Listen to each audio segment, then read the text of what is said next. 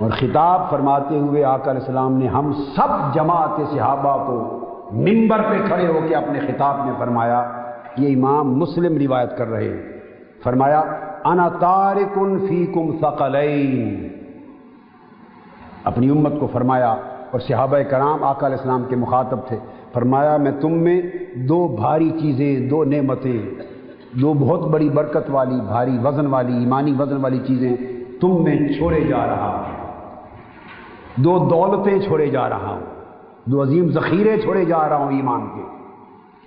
فرمایا اولہما کتاب اللہ فیہ الہدی والنور فخذوا بکتاب اللہ واستمسکوا بہ۔ فرمایا ان دو چیزوں میں سے پہلی چیز اللہ کی کتاب ہے، قرآن، اس میں ہدایت بھی ہے، نور بھی ہے، لوگوں اللہ کی کتاب قرآن کا دامن مضبوطی سے تھام لو اور کبھی اس سے اپنا تعلق نہ کاٹنا، یہ تمہیں ہدایت اور نور دے گی۔ اور پھر فرمایا دوسری چیز جو قرآن کے ساتھ چھوڑے جا رہا ہوں امت کے لیے، فرمایا اہل بیتی، یہ امام مسلم کی روایت ہے، صحیح مسلم کی، میری اہل بیت، اذکرکم اللہ فی اہل بیتی۔ اب آقا علیہ السلام 3 بار ریپیٹ کر رہے ہیں، اذکرکم اللہ فی اہل بیتی، اذکرکم اللہ فی اہل بیتی، اذکرکم اللہ فی اہل بیتی، یہ حدیث کے لفظ ہیں۔ سوال پیدا ہوتا ہے کہ قرآن کا ذکر بھی تو اوپر آیا تھا کہ یہ قرآن ان دو میں سے پہلی چیز ہے اور اس میں ہدایت اور نور ہے اور اس کا دامن تھامے رکھنا، پیروی کرنا، نہ چھوڑنا، مگر ایک ہی بار حکم دیا، ایک ہی بار قرآن سے تمسک کا حکم ایک ہی بار دیا۔ آپ میری بات سمجھ رہے ہیں؟ قرآن سے نور و ہدایت اخذ کرنے کا حکم ایک ہی بار دیا، آقا علیہ السلام نے ریپیٹ نہیں فرمایا۔ یہ نظر نبوت تھی، نگاہ نبوت تھی، وہ دیکھ رہے تھے کہ امت میں قرآن کو منبع نور و ہدایت ہونے کا انکار کرنا، یہ فتنہ بہت زیادہ غالب نہیں ہوگا۔ امراً تعلق بھلا ٹوٹ جائے مگر قرآن کو منبع نور سمجھیں گے، منبع ہدایت سمجھیں گے، اللہ کی کتاب سمجھیں گے، احد الثقلین سمجھیں گے، قرآن سے تمسک ہوگا، اعتصام ہوگا، اس پر اعتقاداً انکار نہیں ہوگا، رد نہیں کریں گے۔ اس لیے ایک ہی بار قرآن سے تمسک کرنے کی بات پر ایک ہی بار کہنے پر اکتفا فرمایا، 3 بار ریپیٹ نہیں کیا۔ اب دوسری چیز فرمائی اہل بیتی، اور قرآن کے ساتھ دوسری ثقلین میں سے دوسری چیز میری اہل بیت ہے۔ کیوں ضرورت پیش آئی؟ ایک ہی مقام پر 2 چیزوں کا ذکر ہو رہا ہے، کتاب اللہ و اہل بیتی۔ کتاب اللہ کا دامن تھامنا ایک بار فرمایا، اہل بیت کا خیال رکھنا، میں تمہیں اللہ کا خوف دلاتا ہوں اپنی اہل بیت کے بارے میں، میں تمہیں اللہ کی یاد دلاتا ہوں اہل بیت کے بارے میں، میری اہل بیت کے معاملے میں اللہ کا خیال رکھنا، اللہ کا خوف کرنا۔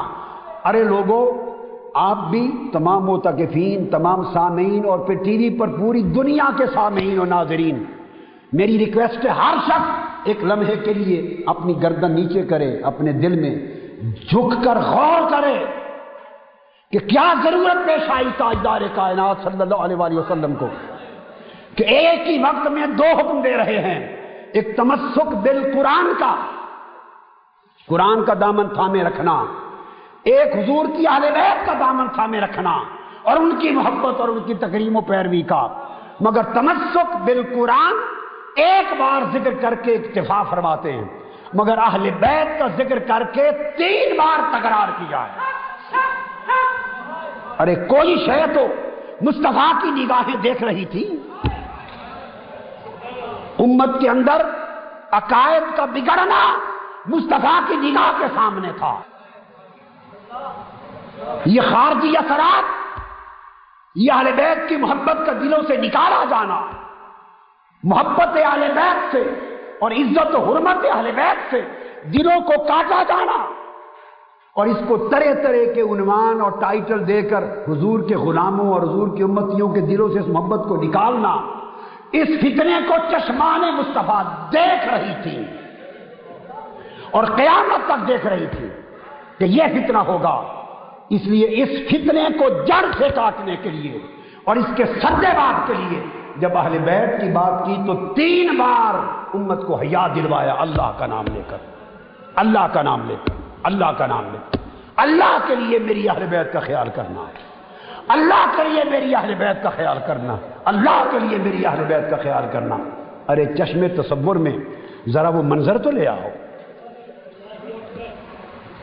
جب 1000 صحابہ کا اجتماع ہے اور آقا ممبر پہ کھڑے ہیں اور اللہ کا واسطہ دے کر اپنی اہل بیت کی محبت کا سبق سکھا رہے ہیں. ارے لوگوں، خدا کے واسطے کا بھی حیا نہ رہا.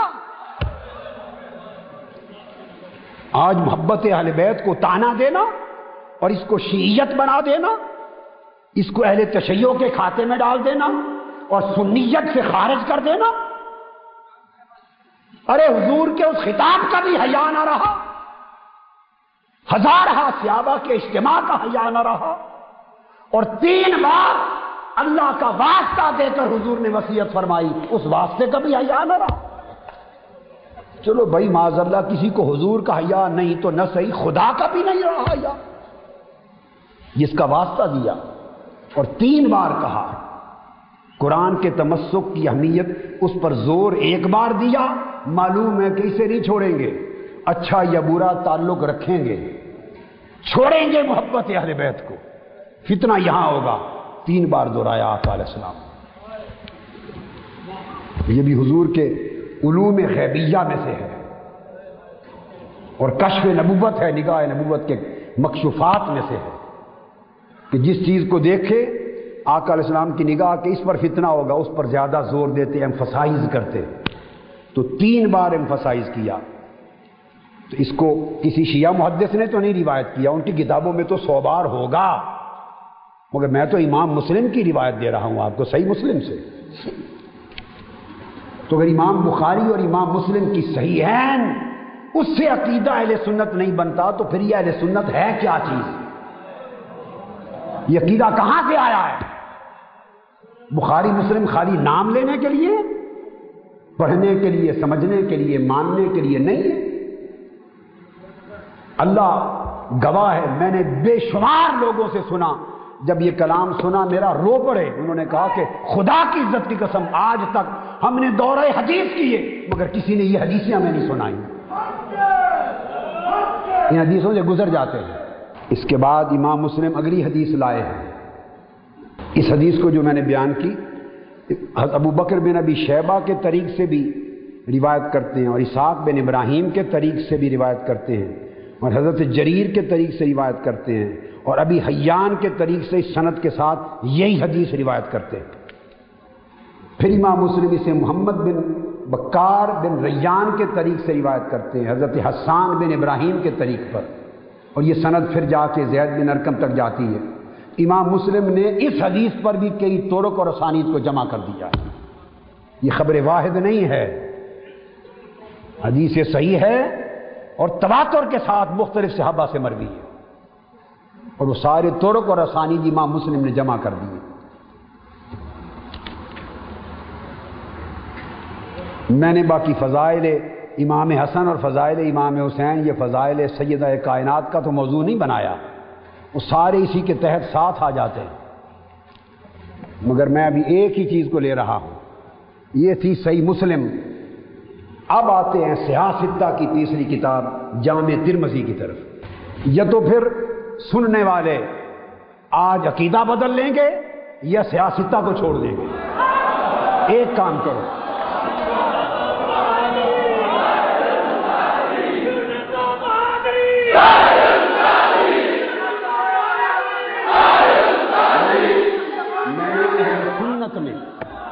میں نے اہل سنت میں بعض عالم دیکھے، میں خود گواہ ہوں، آنکھوں سے دیکھا، کانوں سے سنا.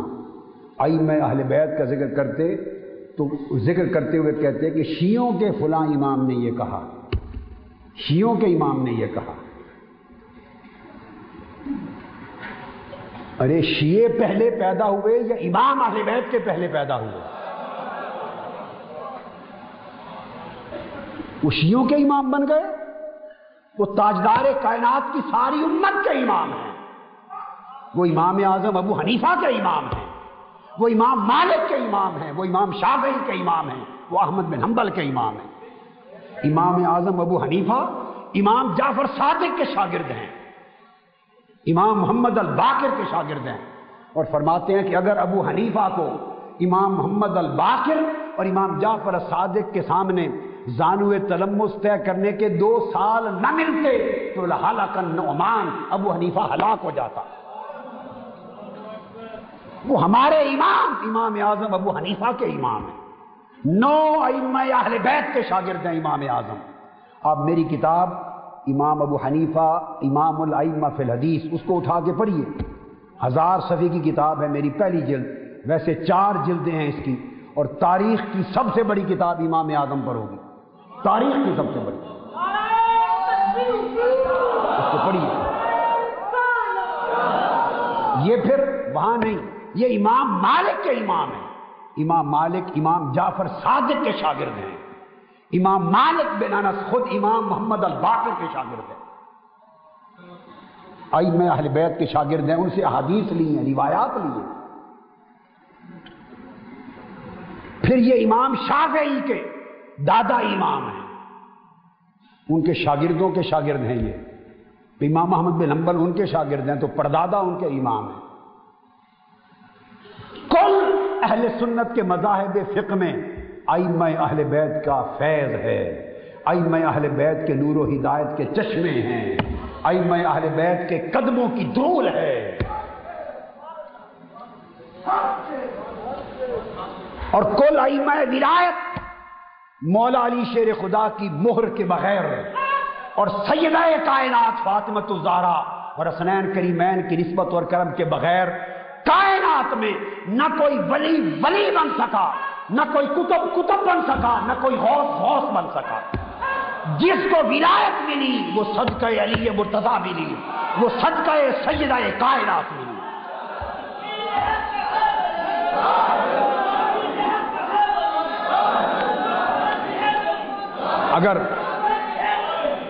اگر پاکستان اور ہندوستان اور بنگلہ دیش، ہند و پاک اور انڈیا پاکستان کے رہنے والے بعض لوگوں کو میری بات سے اتفاق نہ ہو تو میری بات کو پھینک دیں، میری بات کو پھینک دیں۔ یہ جو میں نے ابھی جو کچھ کہا کہ کسی ولی کو ولایت نہیں ملی باب علی، باب فاطمہ اور باب حسنین کے بغیر، میری بات کو پھینک دیں۔ یہ شاہ اسماعیل دہلوی صاحب نے اپنی کتاب صراط مستقیم میں لکھا ہے، میری نہ مانے ان کی مان لیں۔ شاہ اسماعیل دہلوی صاحب کی بات تو مانیں گے؟ اگر کوئی کہے ہم ان کی نہیں مانتے، ایک مکتب فکر ایسا بھی ہو سکتا ہے، ہر ایک کا اپنا ایک رائٹ ہے، ڈیموکریسی ہے، تو چلو ان کے لیے یہ بات شاہ ولی اللہ محدث دہلوی نے لکھی ہے، اٹھا کے ان کی کتب ہم آج کو پڑھیے، شاہ ولی اللہ محدث دہلوی نے لکھا ہے،